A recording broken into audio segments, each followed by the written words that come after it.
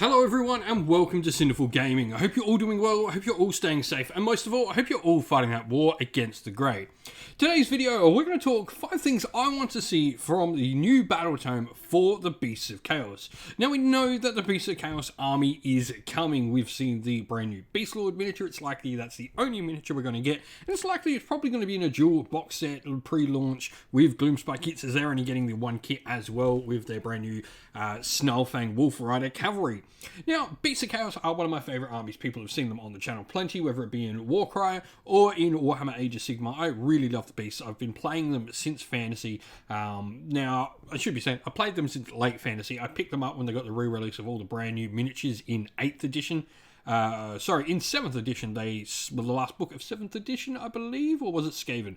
Anyway, I'm going to talk about 5 things I like to see, and I'd love to hear everyone else's thoughts on what you want to see from a brand new Beasts of Chaos Battletome, because I think this is one of the Battletomes for me that I'm most excited for. Well, 2 of the Battletomes that I'm most excited for. We did talking about this for Gloomspike Gits the other day. You can go back and check that one out and let us know what you think, but let's get cracking on into the video. Enough rambling from me. Let's talk about things I want to see from the Beasts of Chaos. And so, number 1, Subfactions promoting different types of armies. This means different types of units, different types of style of play. Now, Beasts of Chaos do have their own 3 particular subfactions on the way at the moment, and there is probably one of them that really promotes a unique style of play that actually gets played. While there might be 2, Darkwalkers definitely promotes playing, with some of the other stuff like your Thunderscorn and your Warherd, but you've got this different style of play, focusing around Chaos Spawn and characters and stuff like that with the Gave Spawn. But for me, where the Beasts of Chaos used to get these sort of unique armies, like a full Thunderscorn or full Warherd army, was certainly with their battalions. And of course, those War Scroll battalions have disappeared in favour of core battalions in match play. So I think the subfactions now need to sort of pick up that slack. I'd love to see a subfaction, for each of these that sort of focuses on, putting Dragon Ogres on the table, putting Beasts, putting Monsters down on the table, putting Zangor even down on the table, or, playing with, maybe a more ambush style of play, or further pushing into maybe, a hard-hitting combat force. This is what I want to see from subfactions in the book. We've obviously had, the 3 subfactions, and I really want those ones to stay. I like the idea of the All-Herd being, this generic sort of thing. I like the idea of the Darkwalkers being ambushy and being able to ambush any type of unit. That's really cool.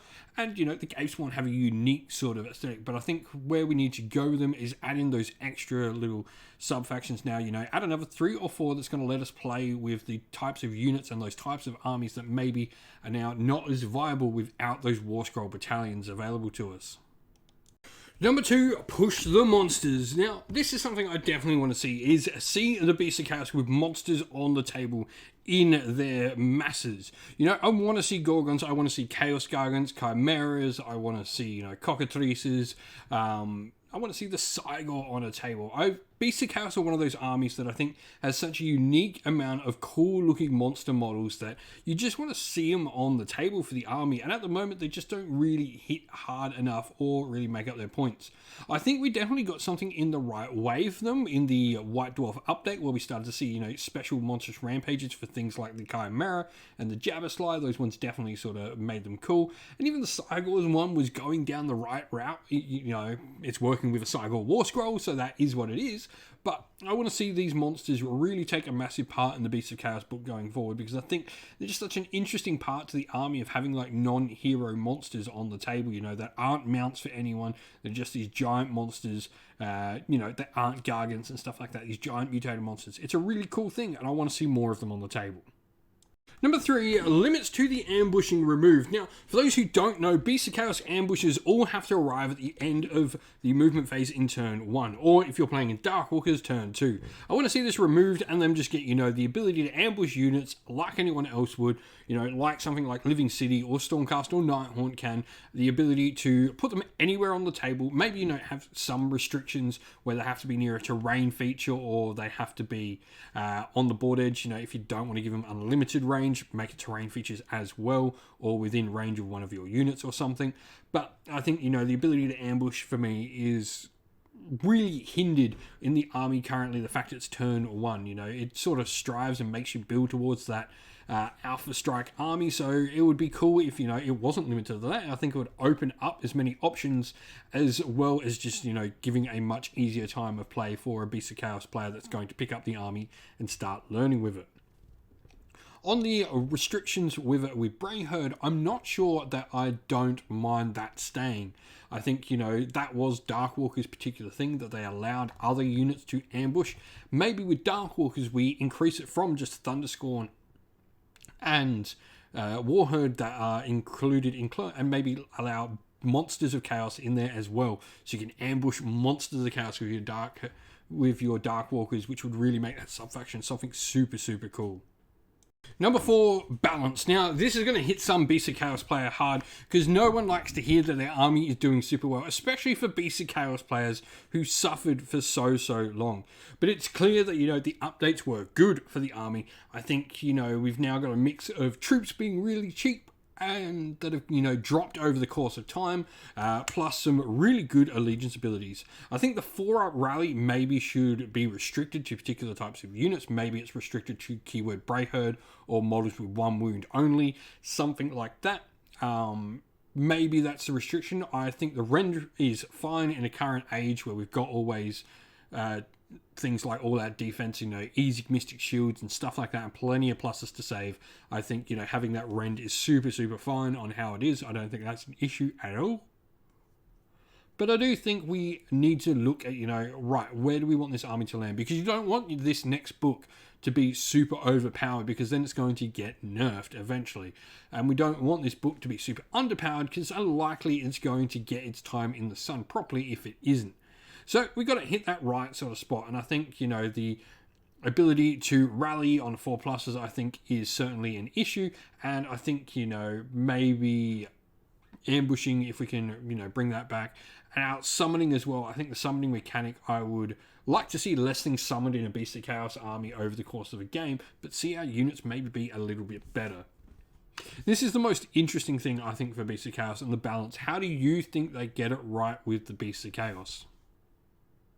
And number 5, and this is probably the one I want the most, though I don't think it's going to happen, that is Marks of Chaos. I want Beastmen to be able to take Marks of Chaos. I know they keep telling us in the lore that they are the true sons of Chaos, yet they keep adding things like Zangor and Slangor to the game. So, what is it? I want to see Marks of Chaos. I want to see my Gore, my Bestigor, my Centaur, my Bulgor, my Monsters of Chaos. I want to see everything in the army able to take Marks of Chaos. Obviously, excluding, you know, Slangor and Zangor, they should only be able to take that particular mark, etc. But I want to see, you know, the Marks of Chaos. And obviously, I don't think, you know, Mark of Khorne, you shouldn't be able to, Bray Shaman should not be able to take Mark of Khorne. This was a laughable thing we could do back in fantasy days, for anyone that remembers. But I want to see, you know, those Marks of Chaos on the Beastmen. I think it adds so much flavour. We used to be able to do it with the battalions in the old book before core battalion, War Scroll battalions were removed. And so I think it would be a really cool thing to see it again. But that is 5 things I'd like to see from Beast of Chaos. I'd love to hear from everyone else on what you want to see from this brand new Battletome for the army. Let us know your thoughts down in the comments below. Let us know what you want to see. Let us know what you're hoping and what you're fearing in the new book. And so that is the end of the video. We hope you all enjoyed it. If you did, please don't forget to leave a like and subscribe to the channel. If you haven't already, come and join our Discord and join in the conversation there. We chat all things wargaming and other things besides as well. If you'd like to do that, you can come join via the descriptions linked to the server.